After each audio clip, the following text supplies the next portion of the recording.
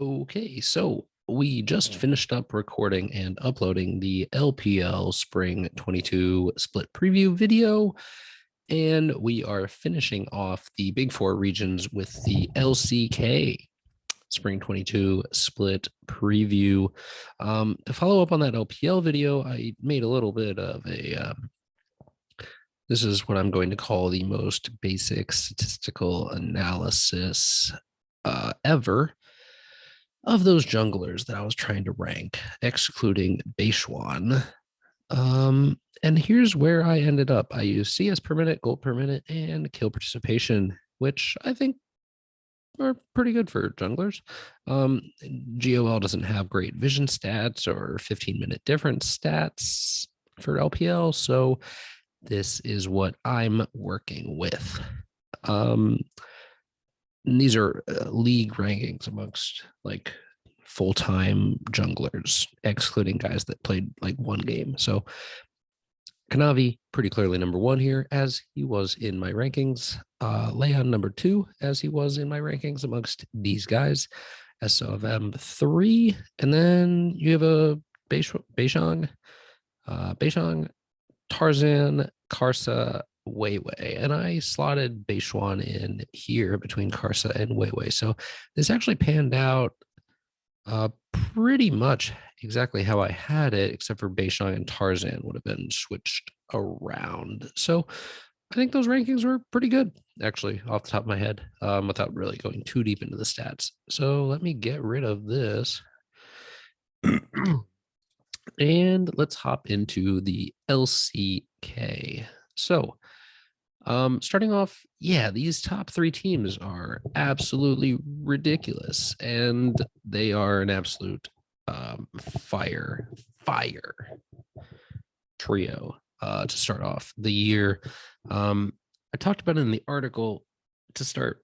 I think Gen.G has the strongest team overall on paper. Whether that translates into them winning the spring split, I don't know. They also have four new players. Damwon Kia has 3 new players, and T1 really only has 5 new players because Zeus was on the roster. Kana was the main top, but Zeus has played, similar to like Owner and Gumayusi. These guys are pretty established at the end of last year, so hard to really count them. But Zeus was not playing at the end of last year. It was still Kana when they made their Worlds run. So really only 0.5 new players. So wouldn't surprise me at all to see T1 win the spring, but I'm kind of ranking these guys long term, assuming this is their team for the entire year. So to start off in the top lane, we have I have Doran at number 1, and that might be a hot take, but Doran's stats really pop off the page for a guy that was on a not very good team in the past. I actually think Doran is very good, and I wouldn't be surprised if he really showed up here for Gen.G this year. And the other reason I believe in Doran a lot is Gen.G got rid of Rascal and Birdall and brought in Doran. And I don't think they do that if they don't think that Doran is an upgrade to both of those guys. And personally, I rated Rascal quite highly. But yeah, I put Doran at number 1, and that is probably a hot take, but we're here for the hot takes. I'll put Canna at number 2. Canna, very impressive at T1 overall, very good top laner. I'll put Zeus at 3, just because I haven't really seen him prove it yet, but this guy's supposedly insanely good. I'll put Birdall at 4, Rascal at 5. I think Birdall will look better on Damwon than Rascal will on KT.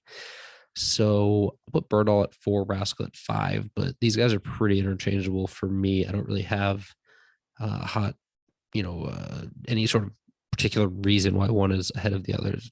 It's just I think Bardal will perform better in this team.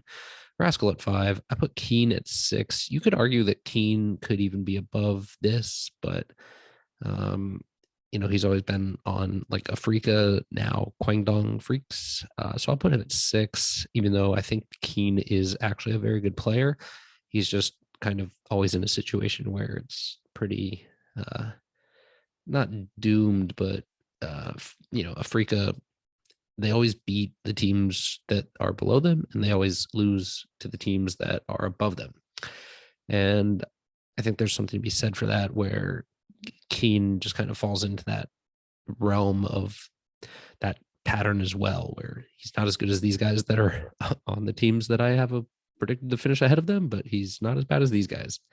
Kingen, I think Kingen is actually one of the bright spots from that dumpster fire DRX team from in the past, and I think that's why they kept him around. That said, I don't know if I can put him above Keen or any of these other guys based on what we've seen from him so far. And then Dove, Sword, Doodoo. Doodoo, I don't rate highly at all. I have him at 10th. Sword, I have at 9. And Dove, I have at 8. I believe Dove used to be a mid laner, so he's doing the Xiaohu, where you go from mid to the top. So it'll be interesting to see how he does with that. But I have him at 8. I just think he has a little bit more upside than Sword or Doodoo. Moving into the jungle, this is another place where these top 3 are very hard to rank.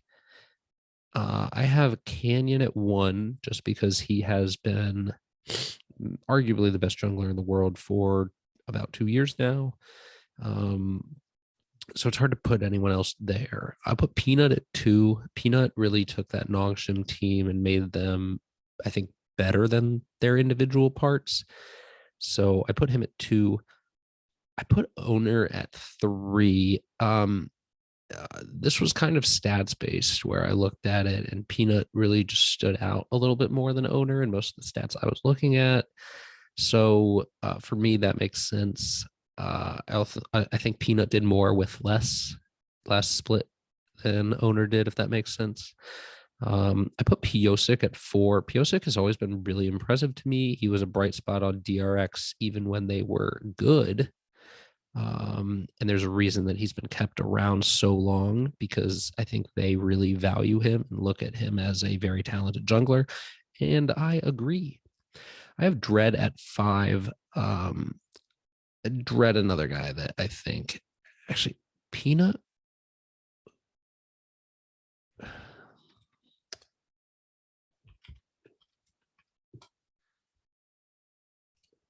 Peanut was on, yeah, he was on Nongshim before. Dread was on, I want to say HLE, and now has moved to Nongshim. No, Dread was on. No, Dread was on one of these. Oh, Dread was on Afrika, wasn't he? Yeah, I think that is correct. So Dread was on Afrika before and is now on Nongshim. I think Dread actually was pretty good on Afrika, so I'll put him at 5.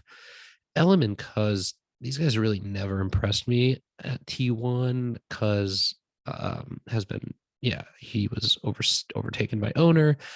Element, cuz are always in a timeshare at T1. The reason being that none of them really stood out. Cuz's stats were absolutely atrocious last split, especially given the situation he was in.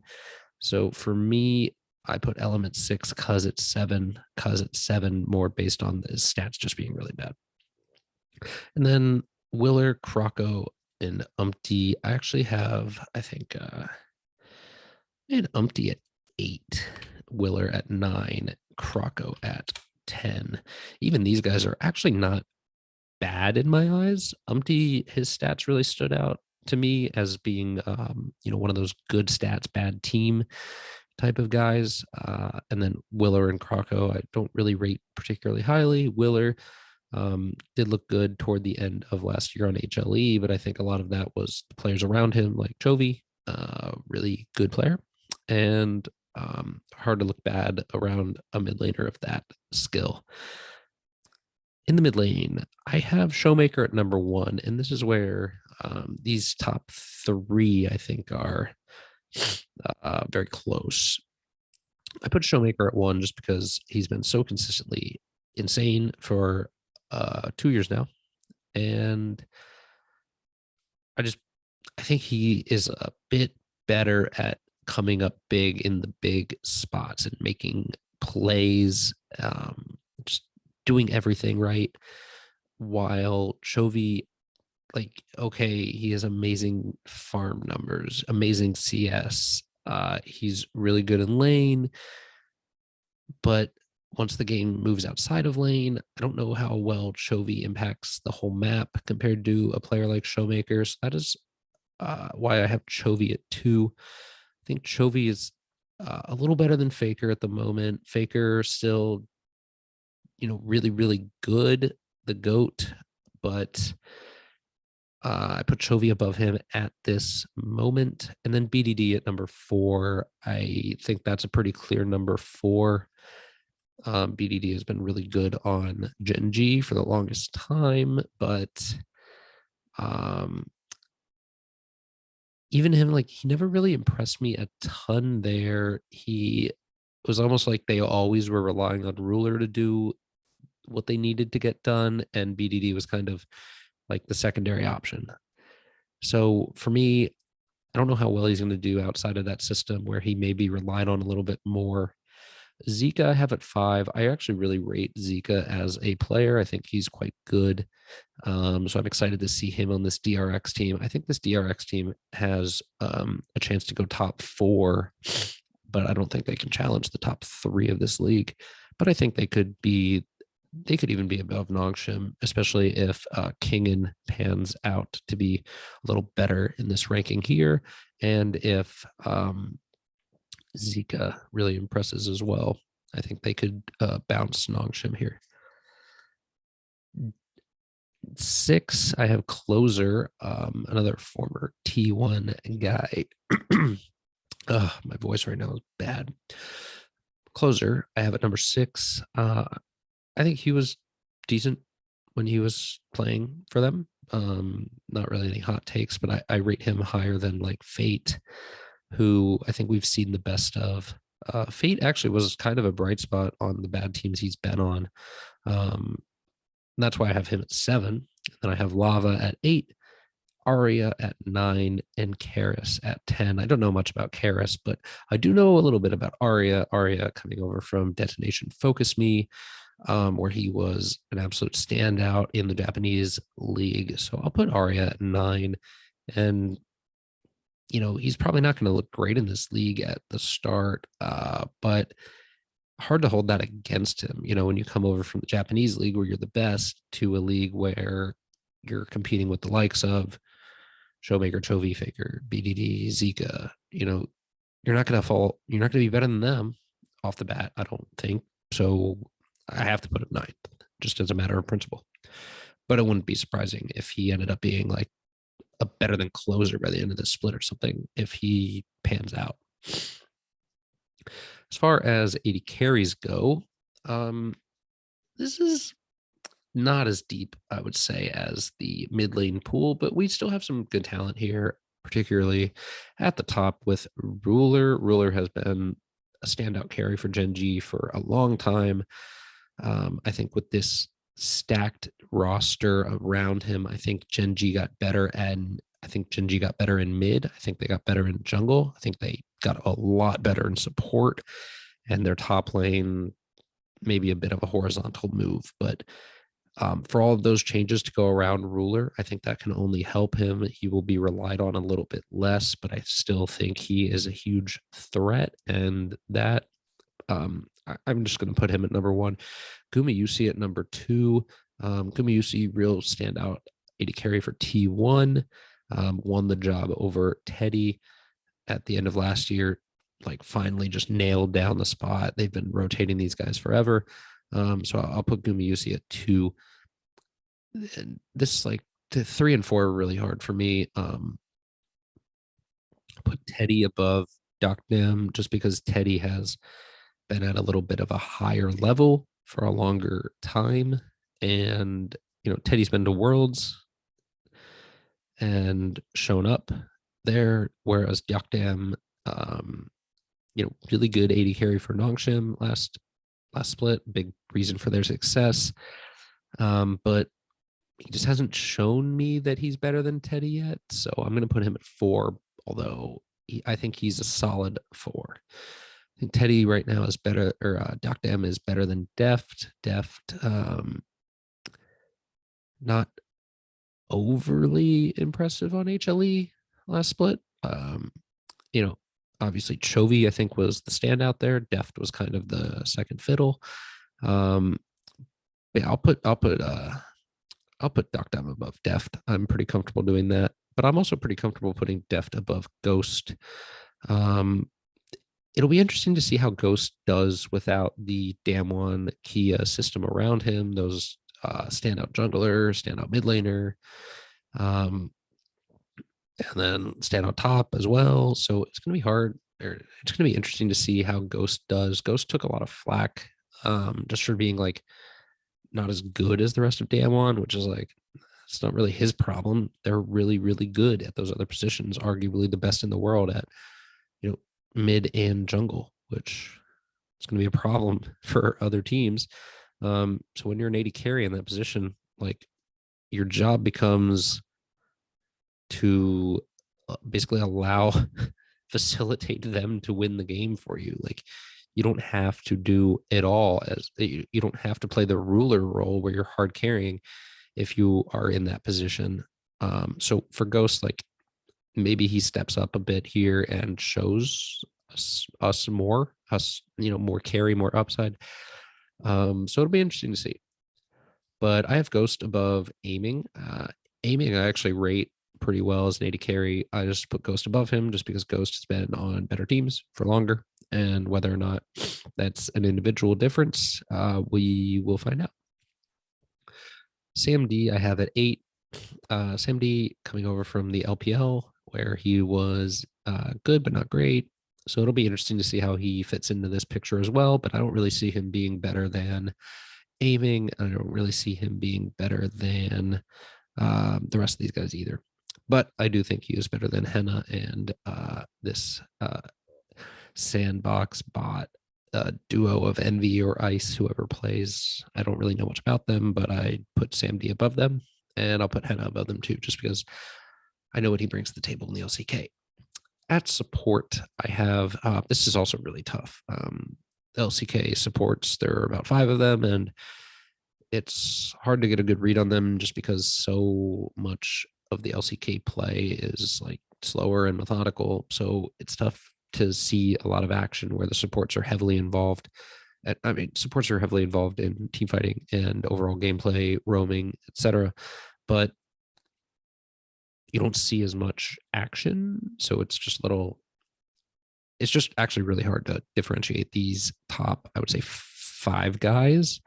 I think there is a clear 1, 2, 3, and then Effort Barrel are pretty clearly 4 and 5 in whatever order you want them. But I put Calen number 1. Calen's stats just really stood out for me when looking at that from last split. So as far as the next guy here, I have Carrier number 2, and I have Carrier number 2 just because he showed a lot with Gumayusi in the end of last split. He just looked to be a very good pairing with him and has been around at a very high level for a bit of time now. So I put him at 2. Calen was on Nongshim last year. That's right, with Doknam.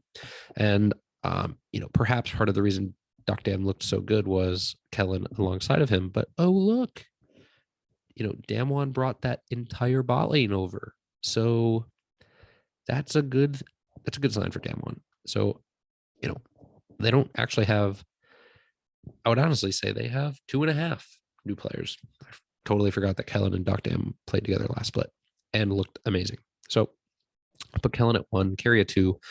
Lehens, I will put at 3. Lehens has been around for a very long time, very experienced support. I will put him at 3. Beryl, arguably, just made some really questionable decisions for Damwon in the past. I will put him at 4. Effort, I'd put at 5. And then from here down, I think Vista is a clear 6. I put Hoyt above Life based on some stats I was looking at. I don't really rate Life at all. I think he really just didn't really impress me at all in Gen G. And that's a huge upgrade for me to go from Life to Lens. And I'm not sure people know that just because Gen G was good with Life, so they might think Life is good. I don't know, but I think Lens is significantly better than Life at this point.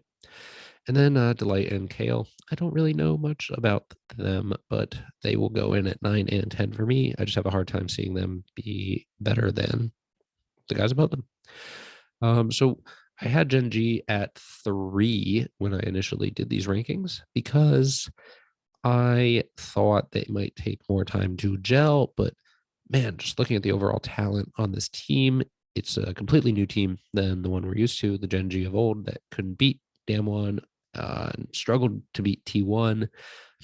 So I think this might be the year of Gen G. I think they might be able to do it. This team looks absolutely stacked. And I'm not sure that they win the spring split, as I said, because they have a lot of new pieces and they might take some time to gel. And I want to see if Chovy can take that next step from being a great laner to a great full game player. I mean, he's already a great full game player, but I want to see Chovy become a superstar. I want to see him get into the Faker Showmaker tier of like absolutely cracked mid laner that everyone knows about.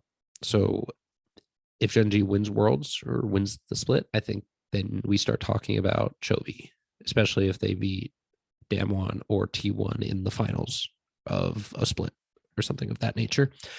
And then the rest of Gen G, I think, is really strong too and has the potential to, carry them past.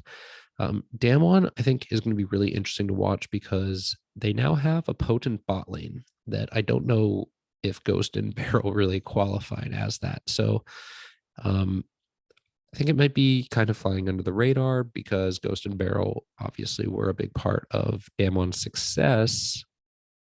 When I say a big part, I wouldn't say they were the chief reason, right? But they were still 2 of the 5 players on the team that won Worlds and went to, went to the final of another Worlds. So for me, I don't know how much that bot lane upgrade adds to them, just because the bot lane wasn't really called upon that much before. But if the bot lane gets called upon more here, maybe we see Damwon take a step forward. And then T1, T1's problem for me is not their players, it's their play style. They like to get these early leads. They like to play these early game comps, and then they just kind of like do nothing.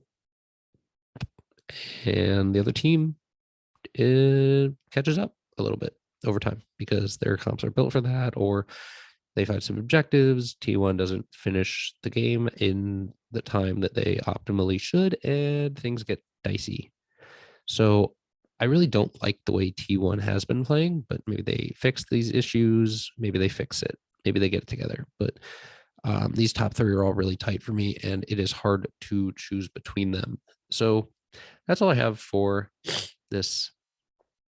I actually should have changed these guys around. I should have changed Sandbox to the bottom and Brian to 9th. Yeah, should have done that. But I think that's just more due to me believing in Closer as a good mid laner more than anything else. But these 3 teams are pretty bad in my view. HLE, Sandbox, and Brian Fredit Brion, as they say. Then KT Rolster, I actually think they have a bit more talent, so I just put them up a tier. But I actually don't think these these teams particularly compete with these teams, but I didn't want to make two more tiers. But yeah, that's what I have for the LCK.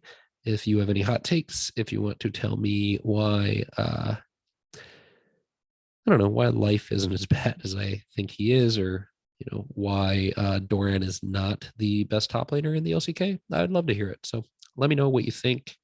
I appreciate your time, and please feel free to check out my LCS, LPL, and LEC videos, pretty much in the same format. So check those out. They will be on the channel. You should see them. So thanks again for tuning in, and I'll probably check in a few times throughout the split and just talk about how things are going, surprises, disappointments, etc. So stay tuned.